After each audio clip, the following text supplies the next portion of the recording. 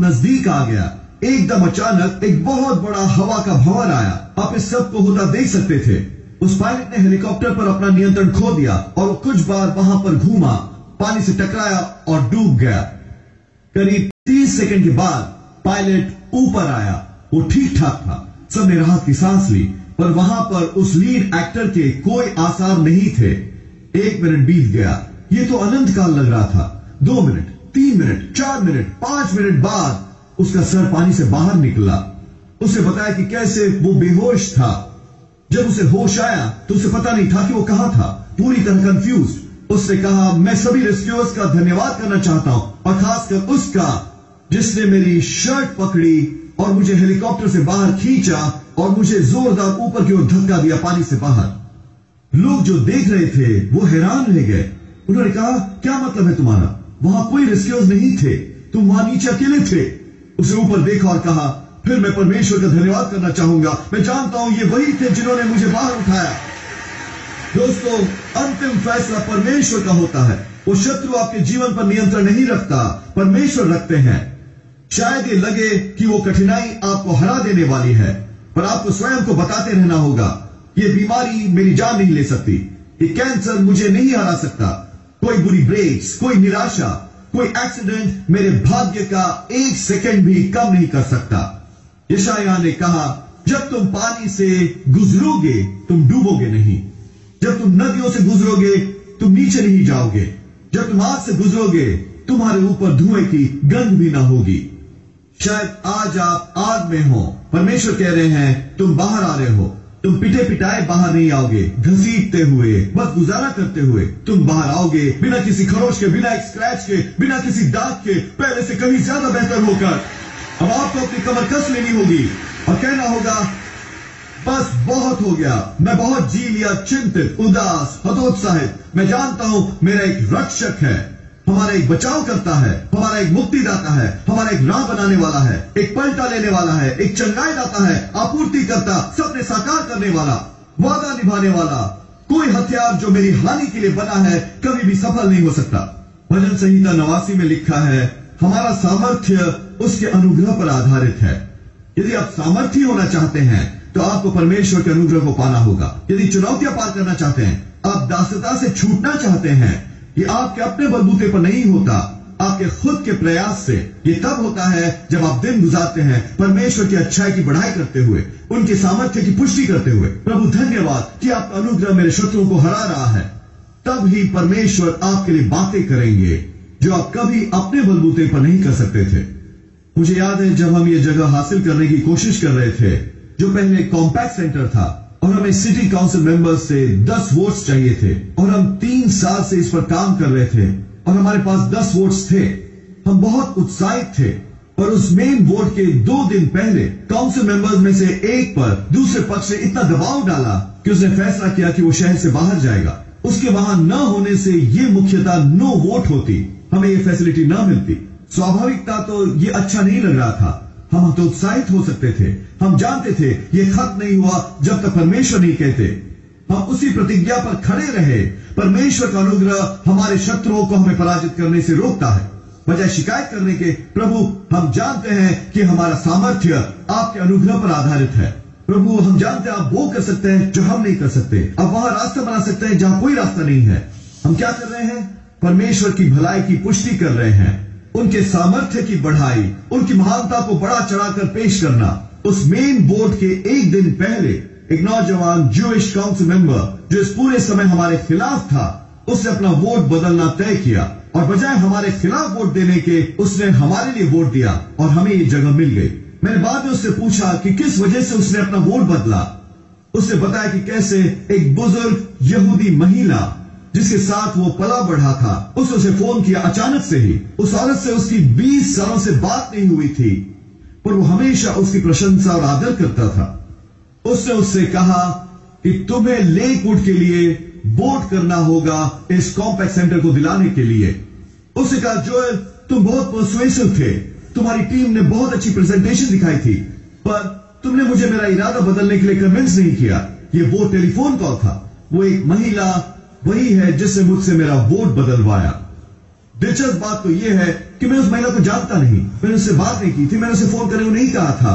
पर जब आप परमेश्वर की भलाई की बढ़ाई करते फिरते हैं, वो आपके लिए बातें होने देंगे जो आप कभी अपने बल पर नहीं कर सकते थे। वो सही लोगों को सही स्थान पर रखेंगे। हमारा सामर्थ्य उनके अनुग्रह पर आधारित है। इसीलिए यह इतना महत्वपूर्ण है कि आप इस क्षेत्र में अपने विश्वास को सक्रिय करें। वहां शत्रु हैं जिन्हें आप अपने बल पर नहीं हरा सकते। वहां बाधाएं हैं जिन्हें आप स्वयं पार नहीं कर सकते।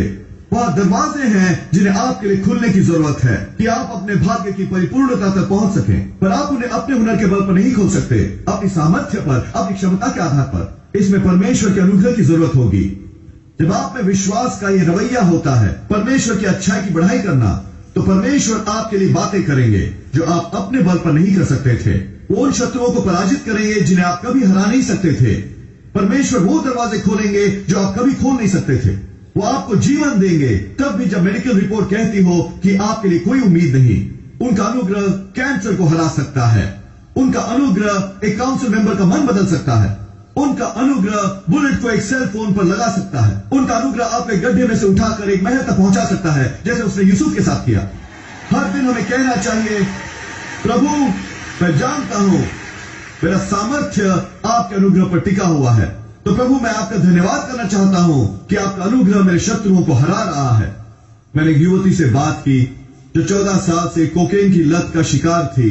वो गुजर चुकी थी रिहैब से, काउंसलिंग से, बार बार अलग अलग क्लिनिक से। वो बाहर आती, कुछ देर के लिए क्लीन रहती, फिर वापस उसी में लौट जाती। कारण यह है कि आप बुरी आदतें नहीं छोड़ सकते और वो व्यसन अपनी इच्छा शक्ति के बल पर, अपने बलबूते पर। वो गढ़ न केवल शारीरिक हैं, पर वो छिपी हुई शक्तियां हैं जो आपको पीछे रखे हुए हैं। और अच्छा है अपनी भूमिका निभाना शारीरिक तौर पर आपको आत्मिक पक्ष से भी निपटना पड़ता है। आपको स्वयं को विनम्र करना पड़ता है और परमेश्वर से मांगना पड़ता है कि आपकी मदद करे। आपको अपनी शक्ति पहचानी होगी कि वो उनके अनुग्रह पर आधारित है। बिना अनुग्रह के आप व्यसनी बने रहेंगे। बिना परमेश्वर के अनुग्रह के हमारा जीवन सीमित हो जाएगा, हम अटक जाएंगे। मैंने उससे ये कहा जो मैं आपसे कह रहा हूं, हर दिन ऐलान करें, परमेश्वर का अनुग्रह मेरे शत्रुओं को पराजित कर रहा है। परमेश्वर का अनुग्रह उन गड्ढों को ढा रहा है, हर व्यसनों को।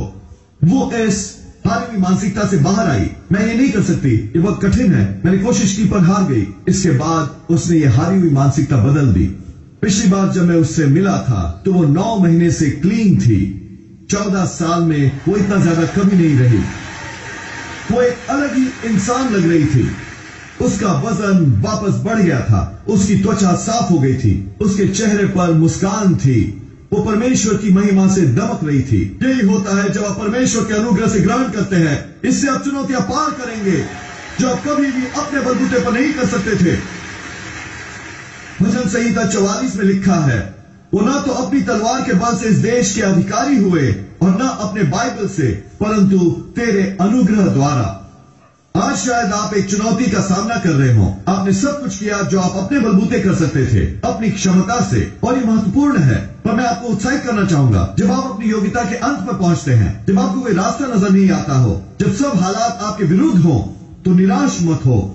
उन नेगेटिव विचारों को अपने मन में न चलने दें। बस परमेश्वर का धन्यवाद करते रहें उनके अनुग्रह के लिए। और परमेश्वर आपके लिए वो करेंगे जो उन्होंने इन लोगों के लिए किया, जो आप अपने बलबूते पर नहीं कर सकते थे, जो आप अपनी योग्यता के बल पर ठीक नहीं कर सकते थे। परमेश्वर के अनुग्रह के कारण वो इसे आपके लिए करेंगे। आप देखिए, मैं उस काउंसिल मेंबर का मन नहीं बदल सकता था। मैंने अपना भरसक प्रयत्न किया। मैंने बार बार उस पर काम किया। मैंने उसे सभी कारण बताए कि क्यों लेकवुड उस कॉम्पैक्ट सेंटर के लिए अच्छा रहेगा। हम लोगों की मदद करेंगे, हम एक आशा का लाइट हाउस होंगे, ये शहर के लिए अच्छा होगा। ये एक कान से गया और दूसरे से निकल गया। पर जो मैं न कर सका, परमेश्वर कर सके। मैं क्या कह रहा हूं? परमेश्वर जानते हैं कि आपकी समस्या कैसे सुलझाई जाए। परमेश्वर जानते हैं लोगों का मन कैसे बदलना है। परमेश्वर जानते हैं आपको स्वास्थ्य कैसे बहाल करना है। वही है जिन्होंने आपका शरीर बनाया है। शायद ऐसा लगता हो कि वो आर्थिक स्थिति कभी पलटने नहीं वाला, पर परमेश्वर के अनुग्रह का एक ही स्पर्श आपको ओवरफ्लो में डाल सकता है। आपके पास जरूरत से ज्यादा होगा। परमेश्वर उससे सीमित नहीं जिसका आप सामना कर सकते हैं। वो सीमित होते हैं आपके विश्वास से। यदि आप विश्वास करते हैं तो सब बातें संभव हैं। जब आप दिन भर ये कहते गुजरते हैं प्रभु धन्यवाद आपके अनुग्रह के लिए, तभी परमेश्वर आपके लिए कार्य कर सकते हैं जो आप अपने बल पर नहीं कर सकते। भजन संहिता 44 में उस शास्त्र वचन में मैसेजेस ट्रांसलेशन में लिखा है, हमें उस देश के लिए काम नहीं करना पड़ा, आपने मुक्त रूप से इसे दिया।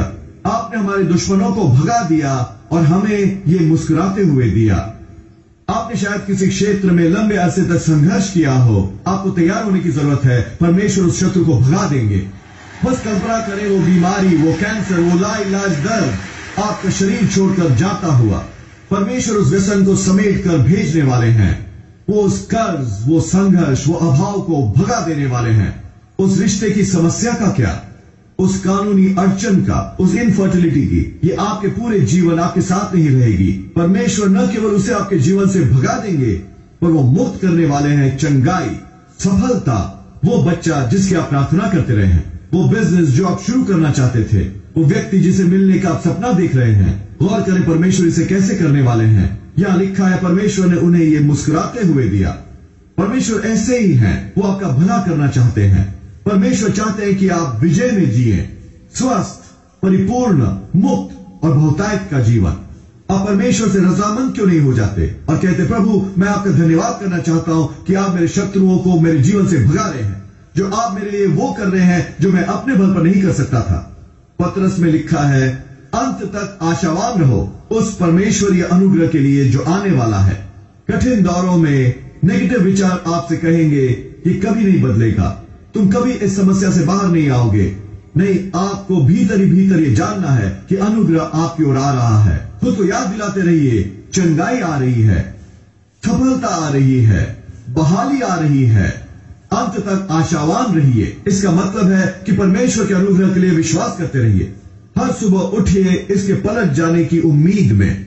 दिन में बाहर जाइए ये जानते हुए कि आपके पास एक छिपा हुआ हथियार है, आप पराजित नहीं किए जा सकते। परमेश्वर का अनुग्रह आपके जीवन पर है। आप शायद एक कठिन दौर में हैं, पर वो सेटबैक बस एक सेटअप है महान कमबैक के लिए। वो हवाएं जो आपको रोकने की कोशिश कर रही है, परमेश्वर को बस यही करना होगा कि उसकी दिशा बदल दे और बजाय आपको पीछे रखने के वो आपको आगे धकेलेगा। आप में से कुछ ये शिफ्ट देखने ही वाले हैं। आप परमेश्वर को एक शत्रु को पराजित करते देखने वाले हैं। आप एक व्यसन से छूटने वाले हैं। आप एक रिश्ते को बहाल होता देखने वाले हैं। आप अपने भाग्य की परिपूर्णता की ओर धकेले ही जाने वाले हैं। यदि आप विश्वास का ये रवैया रखेंगे, ये जानते हुए कि आप पराजित नहीं हो सकते, तो मैं विश्वास और ऐलान करता हूं कि परमेश्वर आपके शत्रुओं को भगा देने वाले हैं। वो आपके लिए वो करने वाले हैं जो आप अपने बल पर नहीं कर सकते थे। अनुग्रह आ रहा है, चंगाई आ रही है, सफलता आ रही है, विजय आ रही है। आप हर बाधा से ऊपर उठेंगे और वो सब बन जाएंगे जो बनने के लिए परमेश्वर ने आपको रचा है। यीशु के नाम पर यदि आज आपने ग्रहण किया तो कहिए आमीन। हम अपना प्रसारण खत्म नहीं करना चाहते, आपको यह अवसर दिए बिना कि यीशु को अपने जीवन का प्रभु बनाएं। मेरे साथ प्रार्थना करेंगे। प्रभु यीशु, मैं अपने पापों का पश्चाताप करता हूं, मेरे हृदय में आइए। मैं आपको अपना प्रभु और उद्धारकर्ता बनाता हूं। ये साधारण सी प्रार्थना करके आप नए सिरे से जन्म ले चुके। एक बाइबल आधारित चर्च में आइए, परमेश्वर को पहला स्थान दीजिए, वो आपको कमाल की जगहों पर पहुंचाएंगे।